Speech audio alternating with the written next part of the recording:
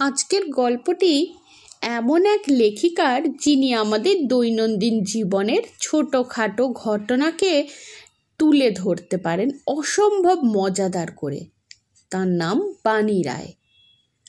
হাসি, খুনসুটি আর সংসারের টুকটাক ঝামেলার মধ্যে তিনি যেভাবে গল্প বোনেন, তাতে মনে হয় যেন আমাদেরই বাড়ির পাশের ঘরে সব ঘটনা ঘটেছে।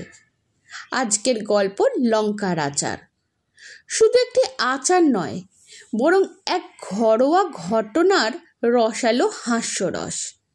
চলুন শুনে নেওয়া যাক যে লঙ্কার আচার শুধু ঝাল নয়, হাসিতেও ভরপুর। অবিনাশবাবুর দিদি সম্প্রতি কলকাতার ভাইয়ের বাড়ি এসেছেন। তিনি চিরকুমারী, গিরিডির একটি আশ্রমে ধর্ম ও নীতি নিয়ে ছিলেন। বয়স বেশি হওয়াতে নির্বান্ধব স্থানে একা থাকা চলল না। তবে তিনি স্বেচ্ছায় আসেননি, অবিনাশবাবু হাতে পায়ে ধরে নিয়ে এসেছেন। চিরকালই অবিনাশবাবু দিদির ভক্ত।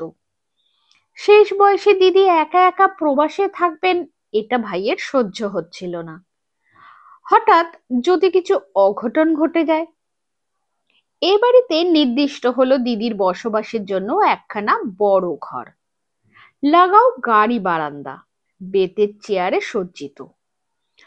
লাগাও একখানা ছোট ঘরে জিনিসপত্র, ওর সেবায় নিযুক্ত দাসী। পিসির বাইরে থাকার জন্য, সংসার না করার জন্য দেহ হয়েছিল মজবুত, স্বাস্থ্য ভালো। কিন্তু বাংলার নরম জল হাওয়া হয়তো সহ্য হচ্ছিল না। ওর অজীর্ণ রোগ ধরল, পেটে ব্যথা ওঠে, গা ম্যাচ ম্যাচ করে, মাথা ধরে, খিদে হয় না। অবশ্য প্রথম দিনের অম্বল ব্যারামের কারণ আমার জানা, আমি চুপি চুপি বলে দিই এখানে। অবিনাশবাবুর ছোট মেয়ে মঞ্জুর রান্নার খাবার তৈরির শখ চেপেছে। মঞ্জুর মা বলেন, ভালো ভালো, যদি শ্বশুর বাড়ি যায় মেয়ের কত আদর হবে। এটা ওটা তিনি দারুণ উৎসাহে যোগান দেন। মঞ্জুর লাল পাকা লঙ্কার আচার করেছে শিশি ভরে। পিসি খেতে বসেছেন, দেরি হয়ে গেছে তাঁর। মঞ্জু এসে বলল, পিসি একটু লঙ্কার আচার খাবেন? আমি তৈরি করেছি। পিসির নাম সুবালা ছিল, কিন্তু এ বাড়িতে সকলে তাকে পিসি বলে ডাকে। সম্পর্কে বাঁধলেও তারা ডাকে তাই। ওরে বাবা, লঙ্কা আমার সহ্য হয় না, পিসি শিউরে উঠলেন। কিন্তু মঞ্জুর হাতে বোতলে তেলে ভাসা লাল লাল লঙ্কাগুলো দেখে পিসির কেমন লোভ হলো। তিনি ঢোক গিলে বল, হাতে করেছো যখন দাও একটু চেখে দেখি। লঙ্কা না দিয়ে আচারের কাই দাও একটু দেখি। মঞ্জু সাগ্রহে এক গাদা মশলার ঘ্যাঁট দিল। তারপর খেয়ে পিসির কি তারিফ, বাহ চমৎকার হয়েছে তো। আমার মুখে স্বাদ ফিরে গেল। এমন আচার পেলে কয়েকটি ভাত বেশি খেতে পারি। তবে একটু তেতো লাগছে যে। ও কিছু নয়, 5 ফোড়ন সামান্য পুড়ে গিয়েছিল। চোখের নিমেষে উৎসাহী মঞ্জু আর একটা শিশি এনে পিসিকে দিল।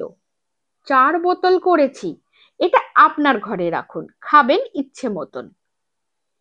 কিন্তু আমার অম্বলের ব্যামো, আচার খাওয়াটা কি উচিত হবে? রোজ না খান, যেদিন অরুচি মতো হবে সেদিন খাবেন। সেই তেতো ও ঝালটক আনাড়ি হাতের আচার খেয়ে যা হবার তা হলো। পিসির বুকে রাত্রে দারুণ ব্যথা উঠল, অম্বলের ব্যথা। এমনকি ডাক্তার ডাকতে হয়। ভয় অবিনাশবাবুকে আচারের বৃত্তান্ত কেউ বলতে সাহস পেল না। পিসিও চেপে গেলেন। সুতরাং পিসির পাশের ঘরটিতে লোভনীয়ভাবে ভাসমান লঙ্কা সহ আচারের শিশিটা থাকলো। ভয়ে পিসি সহজে খাবে না। পিসির খাস দাসী বিন্দু হাতে পায়ে ধরে কিছুদিনের ছুটি নিয়ে দেশে গেছে।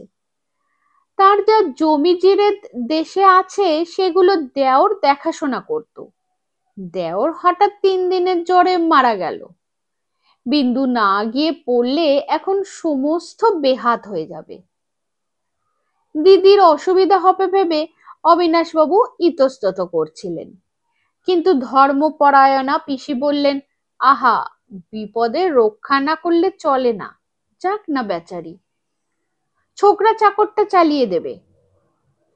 পিসির অমলেট খালি রাখা চলবে না, সেজন্য তার মিট সেফে রাজ্যের খাবার মজুদ রাখা হতো। ঘরে তৈরি খাবার, কিনে আনা খাবার, ছানা, ক্ষীর, ফল ইত্যাদি। সেগুলো লোভে ছোকরা চাকর মহেশ চুরি করতে যে বাড়ির পোষা কালো বেড়ালের হাতে ধরা পড়েছিল। পিসি আগে কালো বিড়ালকে 2 চোখে দেখতে পারতেন না। কালকুটি দূর দূর ছাই ছাই করতেন। বিশেষ করে গোপনে তার গাড়িতে তার সঙ্গে বেড়াতে যেত বলে খেপেছিলেন। কিন্তু গোয়েন্দাগিরি করে এই কালো বেড়াল হাতে নাতে মহেশকে ধরিয়ে দেবার পরে পিসি খুশি ছিলেন।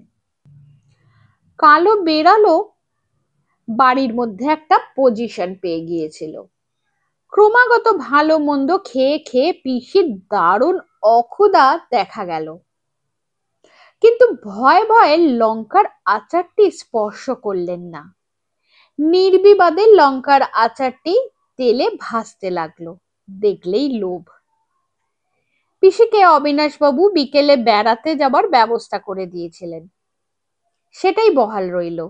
পিসি কিন্তু খালি আত্মীয় স্বজনের বাড়ি যেতেন। লেকের ধারে হাওয়া খেলে রোগ সারবে বলে অবিনাশবাবু গাড়ি ছেড়ে দিতেন। পিসি বোঝালেন যে লোকের বাড়ি গেলে গল্প গুজবে মনে আনন্দ হয়, তাতেই অম্বল সেরে যাবে। কালো বিড়ালও মহেশকে একবার চোর বলে ধরিয়ে দেওয়ার পর পিসি সুনজরে পড়েছিল। সে নিজে থেকে পিসির খাবার দাবার তদারকি করত। এর মধ্যে পিসি একদিন বঞ্ঝি অনুভার বাড়ি বেড়াতে গেলেন। বঞ্ঝি স্কুলে পড়ায়। মা সুললিতার সঙ্গে এক বাড়িতে থাকে। সুললিতা সুবালার চেয়ে বয়সে ছোট, কিন্তু দেখায় বড়। তিনি তো আর গিরিডির আশ্রমে থাকতে পারেননি। একটু চা খাও দিদি। সুললিতার অনুরোধে পিসি বলেন, না রে, খালি পেটে চা খাবো না, অম্বলটা বড়ই বেড়েছে আবার। খালি পেটে খাবার দরকার নেই। ওরে অনুভা, দিদির চায়ের সঙ্গে 1 প্লেট ভালো খাবার দিস। তা হঠাৎ অম্বল বেড়ে উঠলো কেন? শুনেছিলাম যে কমে গেছে। পিসি হাত উল্টে বললেন, অবিনাশের বউ বলে যে লঙ্কার আচার খেয়ে হয়েছে। ভারী তো একদিন 1 ফোঁটা চোখে চেখে দেখেছি মাত্র। লাল লাল বড় বড় লঙ্কা মঞ্জু হাতে করে বানিয়েছে আচার, তাই খেয়ে নাকি অম্বল বেড়েছে, হতে পারে? সুললিতা লঙ্কার আচারের নামে ঢোক গিলে বললেন, না, তা কি করে হয়?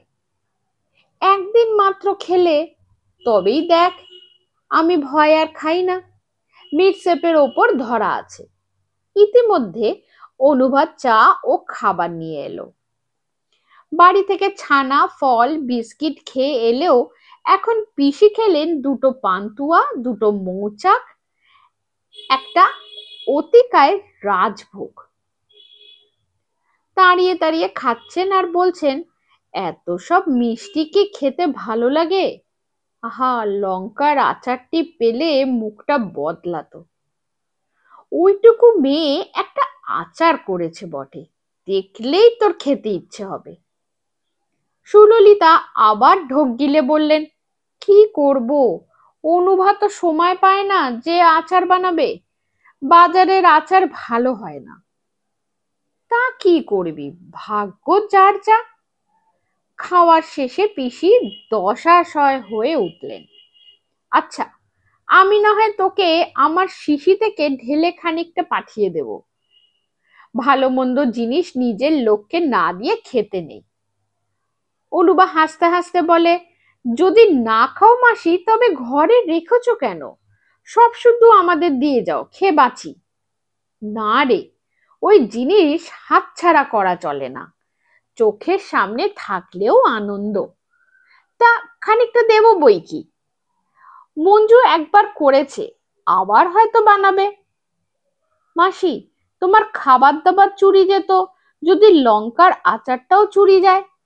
না রে অনুভা, কালো বিড়াল আমার গোয়েন্দা, সে পাহারা দেয়। কই, আজ কালো বিড়ালকে দেখছি না তো। আমার খাবার সময় তোদের ওই পাঁচিলে বসে থাবা গেড়ে অপেক্ষা করত। আমি উঠলে তবেই সে উঠে গাড়িতে যেত। গেল কোথায়, আসেনি নাকি? কেন? বেড়ালের আবার কেন কি? জন্তু জানোয়ারের মর্জি। সুললিতা বললেন, না রে, ও জন্তু জানোয়ার নয়, মানুষের চেয়ে বুদ্ধিমান। অনুভা এবার হা হা করে হেসে ওঠে। ও মাসি, একদিন না তুমি ওকে দেখতে পারতে না? এখানে বসেই গালমন্দ দিতে না, বলো? ওরে, একদিনে কি কাউকে চেনা যায়? গিরিডির আশ্রমে বলতো, ভগবানকে চিনতে সময় লাগে, সাধনা চাই। এবার সকলে হা হা হাসিতে ফেটে পড়ে। হায় হায়, শেষে কালো বিড়াল পিসির চোখে ভগবানের মাহাত্ম্য পেল। কালে কালে কি যে হবে, পুলে পিঠের ল্যাজ গজাবে। পিসি অপ্রতিভ হয়ে উঠলেন। যাই, বাড়ি যাই, বউ আবার খাবার নিয়ে বসে থাকবে, খাবারের সময় হয়ে এসছে। অনুভব পিসিকে এগিয়ে দিতে এলো, ভাবতে ভাবতে যে এর পরে পিসি দুপুরের খাওয়া এখনই খাবেন কি করে। এরই মধ্যে ওর খাবার সময় হয়ে গেল। লঙ্কার আচারের দোষ দেন উনি, আসলে অতি ভোজন। কিন্তু সত্যি কালো বিড়ালের চিহ্ন নেই। আশ্চর্য। পিসি উদ্বিগ্ন হয়ে বাড়ি ফিরলেন। কালো বিড়ালটা কি অদৃশ্য হয়ে গেল? একা গাড়িতে তো নিয়মিত সে আসতো, পিসিকে ছাড়তো না। বাড়ি ফিরলেন, হুলস্থুল কাণ্ড। ছোকরা চাকর মহেশ সিঁড়ির নিচে দাঁড়িয়ে ভয় কাঁপছে। সারা বাড়ির লোক জমা হয়েছে সেখানে। হাতে জামায় লঙ্কা, আচারের তেল মাখামাখি। জানা গেল পিসিকে গাড়িতে উঠতে দেখেই সে ছুটে দোতলার সিঁড়ির দিকে গেছিল। ওই দেখে নিঃশব্দে কালো বিড়াল গাড়ি থেকে নেমে ওর পেছু পেছু ছুটেছিল। কিছুদিন থেকেই কালো বিড়াল ওর হাব ভাব লক্ষ্য করে তককে তককে ছিল। আচার চোরকে ধরে ফেলেছে। অবিনাশ বাবু ওকে ধমক দিচ্ছেন, বল, আচার চুরি করে কেন খেলি দিদির ঘর থেকে? সত্যি বলছি, আমি খাইনি, দিব্যি গেলে বলছি। অরু বলল, হাতে মুখে আচারের রস লঙ্কা লেগে আছে, তুই খাসনি তো কে? ভালো চাস তো স্বীকার কর মানে মানে, নইলে তোকে দেখিয়ে দেব।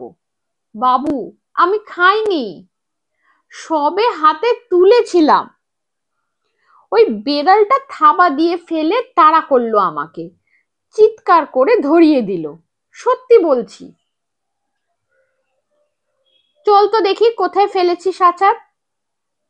সকলেই ওকে নিয়ে পিসের জিনিসপত্র রাখা ছোট ঘরটিতে এসে গেল। কই, আচারের চিহ্ন নেই, শুধু কিছু তেল পড়ে আছে।